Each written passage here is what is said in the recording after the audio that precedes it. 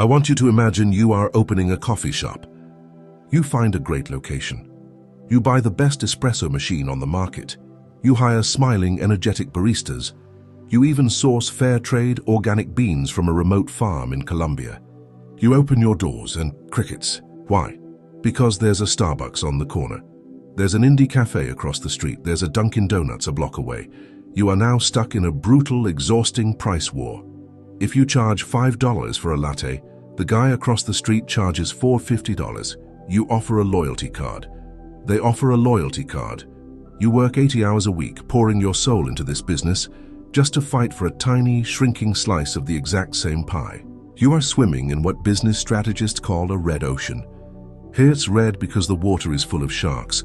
The competition is fierce, everyone is fighting over the same customers, and the water is bloody. But what if you didn't have to fight at all? What if you could just pack up, sail away, and find a wide-open, crystal-clear body of water where you are the only fish? Where there are no competitors to fight, no price wars to win, and customers are practically begging to give you their money. That is the promise of Blue Ocean Strategy by Renée Mauborgne and W. Kim. This isn't just a book about marketing. It's a complete rewiring of how you think about business, creativity, and competition. Today, we are going to break down the core framework of this legendary book. I'm going to show you exactly how to stop competing and start creating. Let's dive in. The core concepts. Big idea 1. Red oceans versus blue oceans. To understand how to escape the competition, we first have to understand the trap. In a red ocean, the boundaries of the industry are defined and accepted. Everyone agrees on the rules of the game. If you are an airline, you compete on ticket prices, legroom, and maybe the quality of your in-flight snacks. If you are a smartphone maker, you compete on camera megapixels and battery life. In a red ocean, to get a larger share of the market, you have to steal a customer from someone else. It is a zero-sum game. And here is the crazy part. We are psychologically wired to stay in this trap. We look at the guy next to us and think, I just need to do exactly what he does, but 10% better. But being 10% better doesn't make you unique.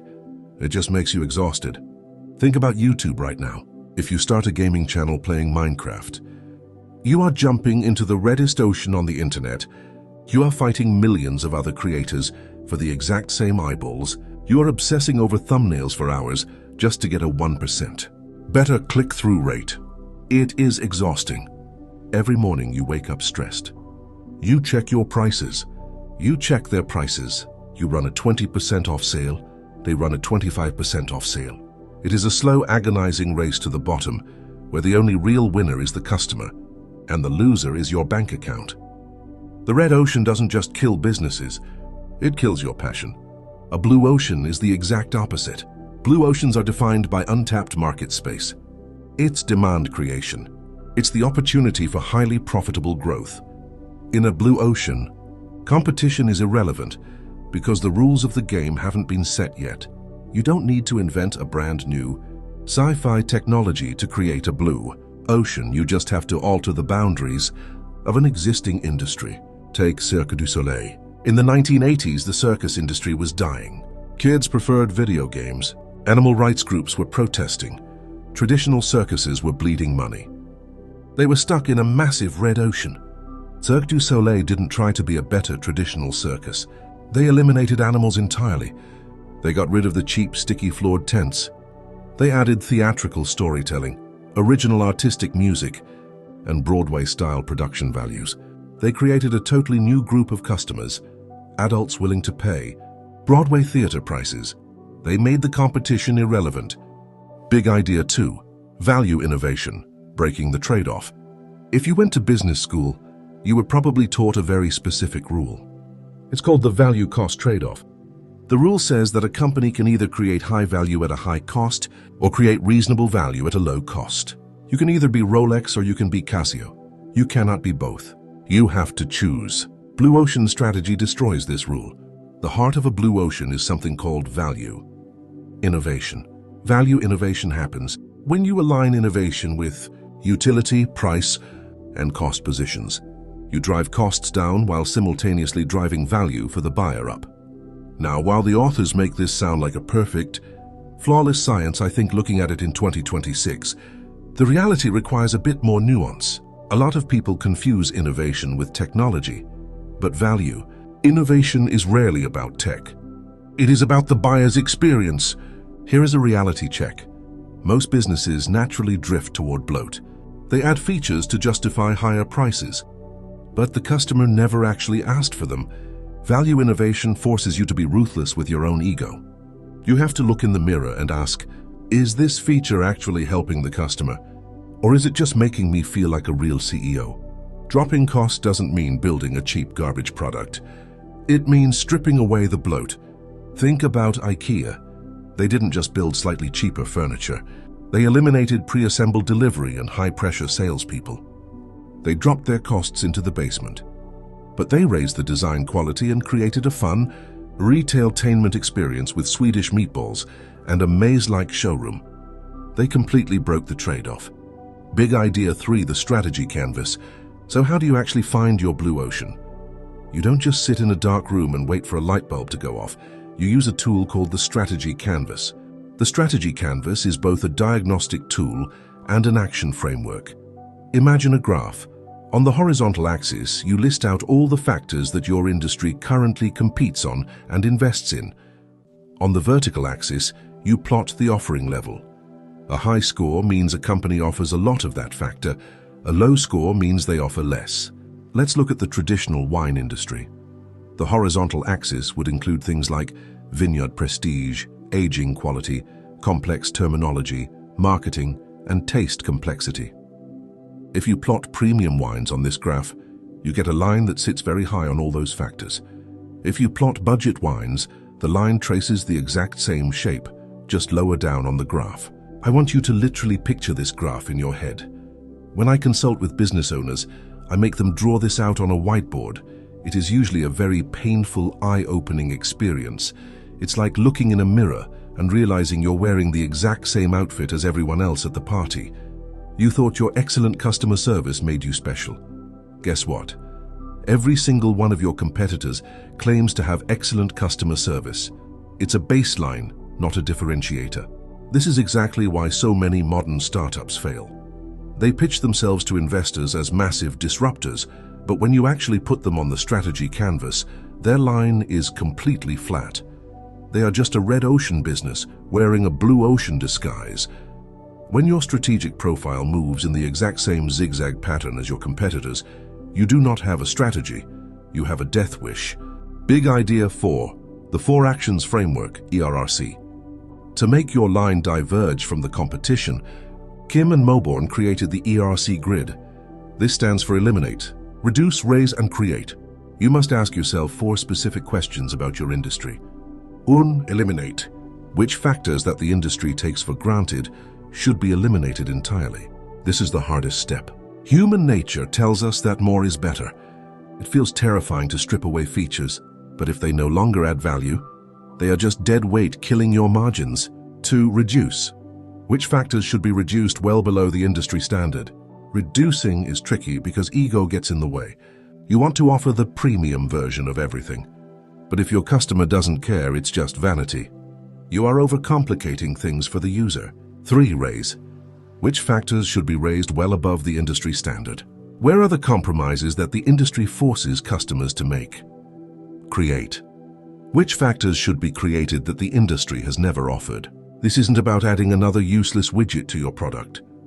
It's about looking at the emotional friction your customer feels and creating a bridge over it. I want you to think about how terrifying it was for Apple to eliminate the physical keyboard on the first iPhone. The industry standard was the BlackBerry. Everyone thought physical buttons were essential. Apple eliminated them to create a massive touchscreen. Think about the hotel industry.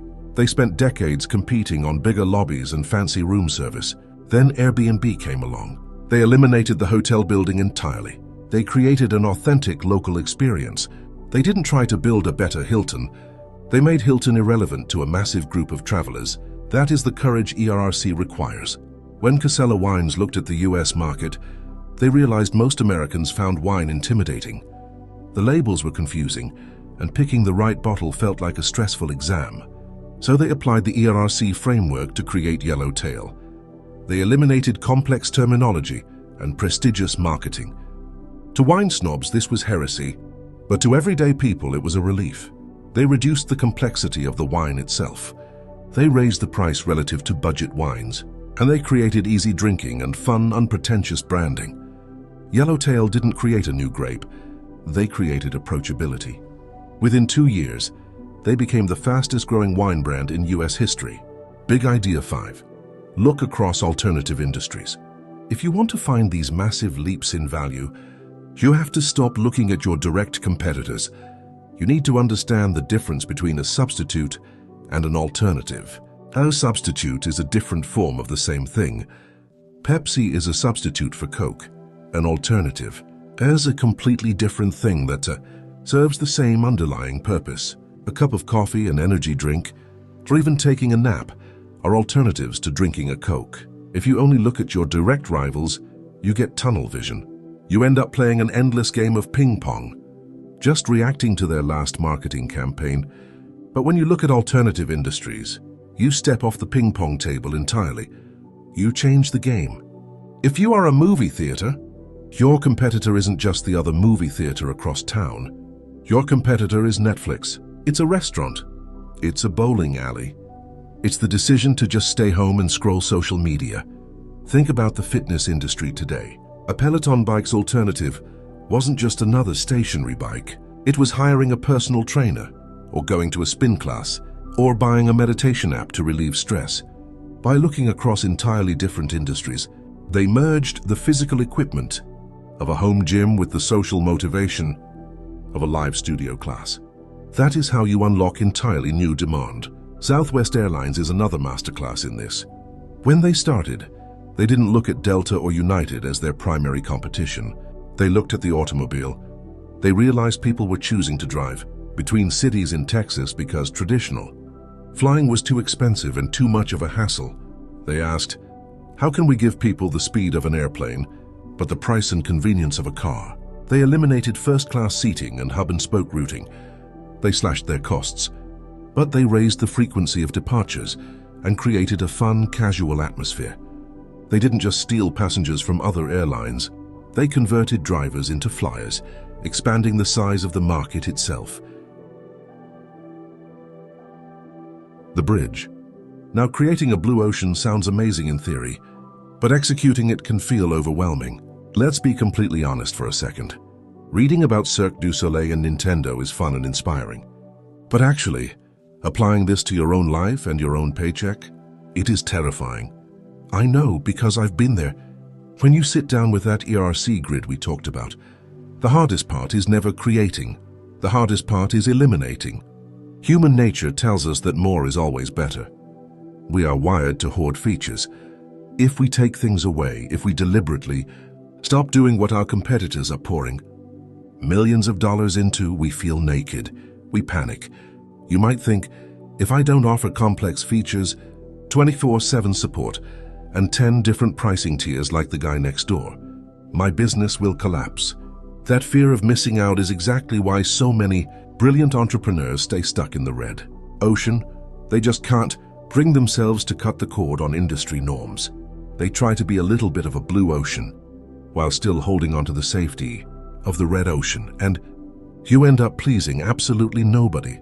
The book gives you the theory, but frankly, it doesn't hold your hand through the psychological warfare of actually changing your business identity. If you find this concept of radical differentiation hard to master, and you're struggling to figure out how to stand out without feeling like you are burning your business to the ground, I actually wrote my own audiobook series specifically on this. It's called Get Better with Money. In it, I break down the step-by-step psychological frameworks to stop competing on price, build a bulletproof brand, and make your competition look completely irrelevant to your target audience. More importantly, I give you the psychological safety nets. I show you the exact templates I've used to help businesses confidently pivot out of crowded markets, drop their dead weight features without panicking, and smoothly explain their new value to confused customers. You can find the link to grab it in the description below. If you want to stop fighting for scraps and confidently own your market, go check it out. Now let's get to the most important part of this video: how you can start applying the blue ocean strategy to your life and business today. Action plans. The beauty of the blue ocean strategy is that it isn't just for billion-dollar corporations. Whether you are a freelance graphic designer, a YouTuber, a local gym owner, or a software developer, you can apply these principles right now. You do not have to settle for the red ocean. You do not have to bleed yourself dry trying to beat someone else at their own game. Here is your 3-step action plan to start sailing toward your blue ocean today. Step 1. Map your current strategy canvas. Grab a piece of paper. On the bottom, write down the 5 to 7 things that everyone in your industry competes on. If you are a freelance video editor, maybe it's price, turnaround time, flashy effects, and software used. Now plot your competitors on a scale of 1 to 10 for each factor. Then plot yourself. If your line looks exactly like theirs, you have a problem. You are in a red ocean. Step 2. Talk to the non-customers. Stop obsessing over the people who already buy what your industry sells. Look at the people who refuse to buy. Why are they turning away? What is intimidating, annoying, or too expensive for them? When Yellowtail talked to non-wine drinkers, they found out wine was just too pretentious. When Cirque du Soleil looked at adults without kids, they found out circuses were seen as childish. Your biggest breakthrough is hiding in the people who are currently ignoring you. Step 3. Draft your ERRC grid. Draw a box with 4 squares. Eliminate, reduce, raise, create. Force yourself to be ruthless. What is one thing you can completely eliminate from your product or service that everyone else thinks is essential? What is one entirely new thing you can create that solves a massive pain point for those non-customers? Make your new line on the strategy canvas look radically different from the competition. Stop competing. Start creating. The ocean is wide open out there. You just have to be willing to sail away from the pack.